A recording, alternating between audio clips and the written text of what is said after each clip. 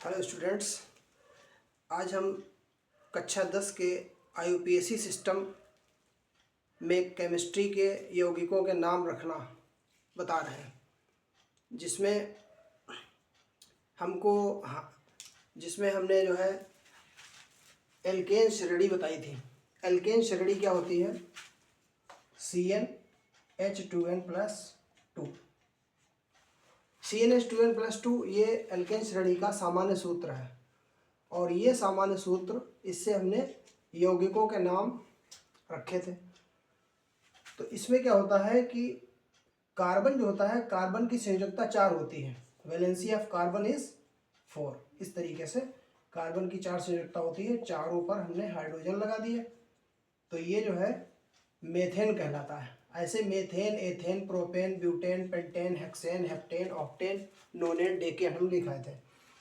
अब इसमें हम IUPAC नाम किस तरीके से रखते हैं, तो उसके लिए हमें IUPAC नाम रखने के लिए हमें ये कार्बन की संख्या का ध्यान रखना पड़ेगा। अगर 1 कार्बन है तो मेथेन, अगर 2 कार्बन है तो एथेन, 3 पर प्रोपेन, 4 पर ब्यूटेन, 5 पर पेंटेन, इस तरीके से नाम रखे थे। अब IUPAC नाम कैसे रखेंगे ये देखो। इसके लिए हमें क्रियात्मक समूह याद होना चाहिए। क्रियात्मक समूह जो होता है उसको फंक्शनल ग्रुप कहते हैं। तो फंक्शनल ग्रुप सबसे पहले हम ले रहे हैं हैलोजन। ये हैलोजन क्या होते हैं? ये हैलोजन जो होते हैं X से बनाया जाता है, और Cl, Br, I यानी क्लोरीन, ब्रोमीन, आयोडीन, ये हैलोजन के परमाणु हैं। अब इन हैलोजन की हेल्प से हम IUPAC नाम किस तरीके से रखें, तो देखो, जैसे हमने मेथेन लिया। मेथेन में कार्बन परमाणु की 4 संयोजकता इस तरीके से दिखाई। 3 पर हाइड्रोजन लगाया और इस पे एक स्थान हाइड्रोजन हटा करके क्लोरीन लगा दिया। तो इसका नाम जो है IUPAC नाम हो गया क्लोरोमेथेन। यानी केमिकल कंपाउंड के जब नाम रखे जाएंगे तो Cl का नाम क्लोरो लिया जाएगा, और आगे कार्बन की संख्या देखते हुए 1 कार्बन है तो क्लोरोमेथेन, दो कार्बन हो तो क्लोरोएथेन, प्रोपेन, ब्यूटेन, वही चलेगा। तो इस तरीके से इसका नाम क्लोरोमेथेन हो गया। अगर हम यहाँ पर Br लगा दें और बाकी तो हाइड्रोजन से वैलेंसी पूरी कर दी, तो इसका नाम हो जाएगा ब्रोमो। ठीक है, Br है तो इसका नाम हो जाएगा ब्रोमो, और 1 कार्बन की वजह से इसका नाम क्या हो जाएगा?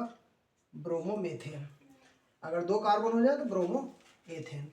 तो देखो C2H5 I लगा दिया, तो यहाँ कार्बन 2 है तो इसका नाम हो जाएगा आयोडो, और 2 कार्बन से इसका नाम हो जाएगा एथेन, आयोडो एथेन। तो पता ये चला कि Cl लगा हो तो क्लोरो लगाना है, Br लगा हो तो ब्रोमो लगाना है, और I लगा हो तो आयोडो लगाना है। बाकी कार्बन 1 हो तो मेथेन, 2 हो तो एथेन, 3 हो तो प्रोपेन, 4 हो तो ब्यूटेन, जो हमने पिछले लेक्चर में बताया था। अब इसको हम खोल करके कैसे बना सकते हैं? कार्बन ऐसे लिख लिया, हाइड्रोजन ऐसे ये सब दिखा दिया। ये हाइड्रोजन 5 है, 1 2 3 4 5 हाइड्रोजन हो गए, और ये I हो गया। ऐसे संरचना खुली हो या इस तरीके से अणु सूत्र लिखा हो तो आयोडो एथेन नाम हो जाएगा।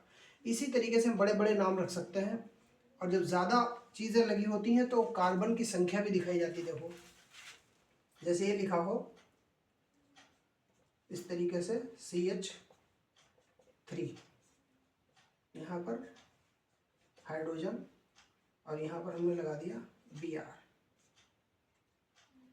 फिर उसके बाद Cl, और यहाँ पर हाइड्रोजन, फिर CH, हाइड्रोजन, अब यहाँ पर Br Cl लगा हुआ है, इसका IUPAC नाम रखना है। तो कार्बन गिने और उधर तरफ से गिने जिधर तरफ से क्रियात्मक समूह जल्दी पड़ जाए। इधर से गिनेंगे 1 2 तीसरे नंबर पर आ रहा है, इधर से गिनेंगे तो पहला नंबर, दूसरा, तीसरा, चौथा, पांचवा। ये बड़े कंपाउंड के लिए इस तरीके से गिनना पड़ता है, छोटे छोटे में तो ऐसे नाम हो जाता है। अब यहाँ पर दूसरे नंबर पर Br है तो 2 ब्रोमो, यानी कार्बन की संख्या बताओ कि किस कार्बन पर लगा हुआ है दूसरे कार्बन पर, और नाम क्या होगा, ब्रोमो। बताया था ब्रोमो लगता है अगर Br लगा हो, तो यहाँ Br है, ब्रोमो। और इंग्लिश अल्फ़ाबेट के हिसाब से नाम रखा जाता है। इंग्लिश में B पहले आता है, C बाद में आता है, तो पहले ब्रोमो, 2 ब्रोमो, उसके बाद नाम रखा जाएगा 3 क्लोरो, 2 ब्रोमो 3 क्लोरो। और 3 क्लोरो के आगे कुछ नहीं लगा, कोई क्रियात्मक समूह नहीं लगा, तो सारे कार्बन गिन लो 5 हैं, तो इसका नाम हो जाएगा पेंटेन। ठीक है। अब जैसे कि एक और यौगिक है CHCl3, इसका हम इस तरीके से भी लिख सकते हैं, ऐसे हमने बताया था कार्बन की 4 संयुक्ता होती है, एक हाइड्रोजन लगा हुआ है, 3 Cl लगे हुए हैं, तो इन दोनों का सेम नाम क्लोरोफार्म नाम है, साधारण नाम क्लोरोफार्म है, क्लोरोफार्म। बट IUPAC नाम क्या होगा इसका, 1 2 3। हमने बताया था क्लोरो लगाया जाएगा Cl होने पर, लेकिन यहाँ 3 क्लोरो लगे हैं, तो इसका नाम हो जाएगा ट्राई क्लोरो। और उसके बाद एक कार्बन है सिर्फ, तो इसका नाम हो जाएगा ट्राइक्लोरोमेथेन।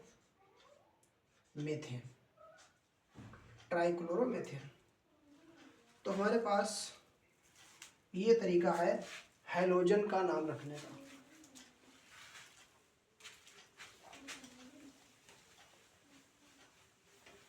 IUPAC सिस्टम में ऑर्गेनिक कंपाउंड के नेमिंग की जाती है।